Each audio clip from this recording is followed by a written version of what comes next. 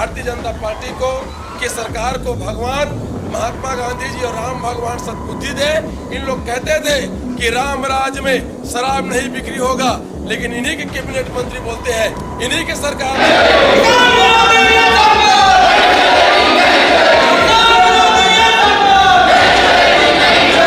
कमी आई है, ये उन्हीं के सरकार का है। वो लोग तो विरोध करेंगे ही, क्योंकि ये जितना कार्रवाई हुआ है ये उन्हें। मैं यही कहना चाहूँगा कि लोकतंत्र में चर्चा परिचर्चा को अधिकाधिक स्थान मिलना चाहिए।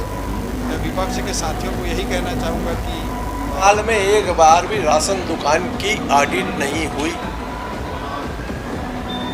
राशन दुकानों में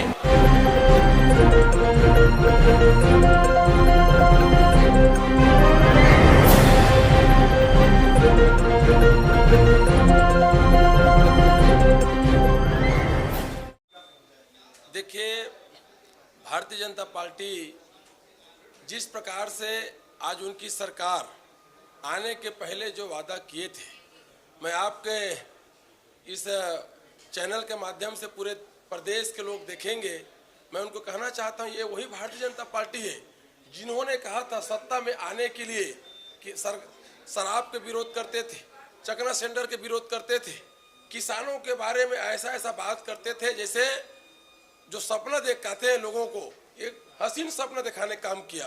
लेकिन जैसे ही सत्ता पे आए तो इन लोग कैबिनेट बैठक में बोलते हैं कि आप लोग जाइए, अधिकारी को बोलता है ज्यादा से ज्यादा दारू बेचो और छत्तीसगढ़ के लोगों को शराबी बना के वहां से पैसा लाओ।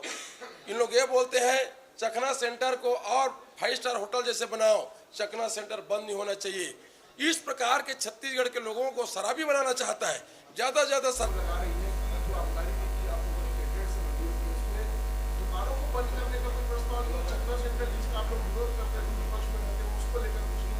अधिक से अधिक राजस्व कमाने का प्रयास नहीं, ऐसा नहीं है। जो वो लोग किए थे, क्या हुआ था, शराब नीति में कौन नहीं जानता। कांग्रेस के सरकार में गांव गांव घर घर दारू बिक्री हुआ है, पान ठेला सरीखे दारू बिक्री किया गया है और उसमें अनाप शनाप कमाई भी किए हैं।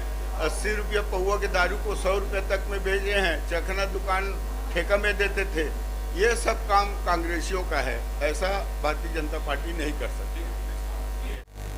अभी मैं यही कहना चाहूँगा कि लोकतंत्र में चर्चा परिचर्चा को अधिकाधिक स्थान मिलना चाहिए। मैं विपक्ष के साथियों को यही कहना चाहूँगा कि वो चर्चा में अधिकाधिक भाग लें। प्रश्नकाल के समय एक विषय उठा और उसी के कारण वो चले गए और बाकी कार्रवाइयों में वो नहीं रहे।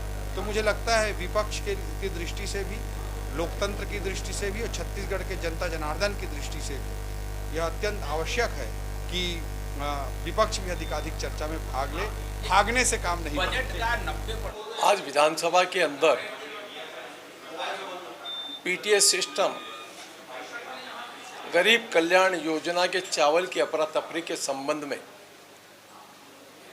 जो पूर्व सरकार के समय विधानसभा में विधानसभा अध्यक्ष जी के सामने कमिटमेंट किया था कि 24 तारीख तक संबंधित विभाग अपना प्रतिवेदन प्रस्तुत करेगा, कार्रवाई क्या की इसकी जानकारी देगा। लेकिन पूर्व सरकार ने 23 तारीख को सत्र का विसर्जन कर दिया। आज धर्मलाल कौशिक जी के उस प्रश्न के उत्तर में यह स्पष्ट हो चुका है कि 4 साल में एक बार भी राशन दुकान की ऑडिट नहीं हुई।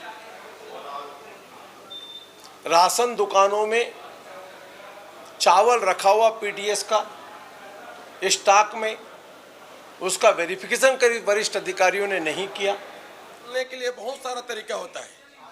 कोई शराबी बना करके राजस्व वसूली नहीं कर सकते आप। बहुत सारे चीज रहते हैं।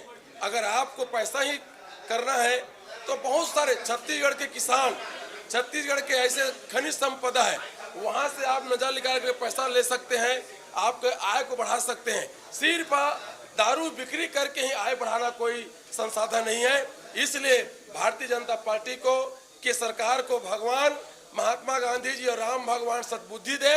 इन लोग कहते थे कि राम राज में शराब नहीं बिक्री होगा, लेकिन इन्हीं के कैबिनेट मंत्री बोलते हैं, इन्हीं के सरकार बोलते हैं कि दारू ज्यादा से ज्यादा बेचो, छत्तीसगढ़ को शराबी बना दो। तो उनको तो करना ही है। ये जितना राशन में घोटाला या राशन में कमी आई है ये उन्हीं के सरकार का है। वो लोग तो विरोध करेंगे ही, क्योंकि ये जितना कार्रवाई हुआ है ये उन्हीं के कार्यकाल का है, हमारे कार्यकाल का नहीं है। इसीलिए वो लोग विरोध किए, उनका काम है विरोध करना। और देख रकबा घटा है लेकिन धान का बढ़ोतरी हुआ है। तो उसमें ये जो मुद्दा आया था रकबा के संबंध में, उसका भी उत्तर दिया गया है। तो मैं यही कहना चाहूँगा कि ये जितने 107 लाख मीट्रिक टन धान खरीद करके ये कांग्रेसी लोग सीना ठोक रहे थे कि हम इतना धान खरीदी किए हैं, लेकिन आज हम मोदी जी की गारंटी पे कहना चाहेंगे कि 145 लाख मीट्रिक टन धान खरीद किया गया है और 21 कुंटल के दर से खरीदी गई है। और रह गया सवाल, उनका राशि भी समर्थन मूल्य पे भुगतान किया जा चुका है। और बहुत